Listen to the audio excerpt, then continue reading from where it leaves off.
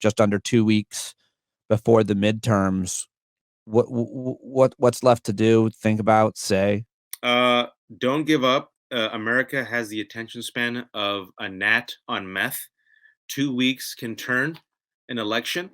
Um, take a step back.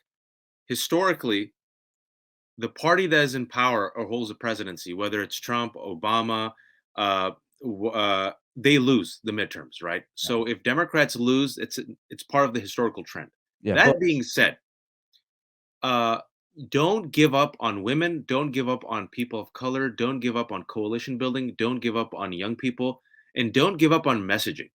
I think what Republicans are in fascism it always banks on is apathy. That's yeah. how it wins. Mm. People tap out. They say, "What's the point? It's all over anyway. I'm gonna just protect my own. I'm gonna put my head in the sand. I'm not gonna organize. I'm not gonna build a coalition," and that's how they win. We have 2 weeks. There are people out organizing, there are people out canvassing. We have the numbers.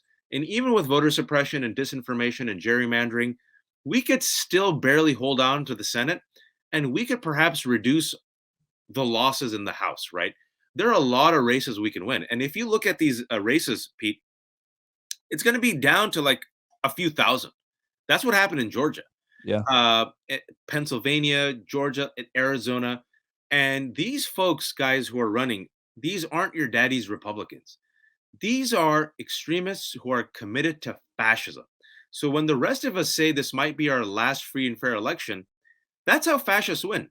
They come into power through democracies and then they set up a sham democracy to legitimize their authoritarian rule. You got people like Kerry Lake, Doug Mastriano, even people like Mehmet Oz, who at his debate said, I'll support Donald Trump, the same guy who is organizing a coup. A majority of these Republicans now believe in the big lie. Yeah. This is not a normal party, Pete.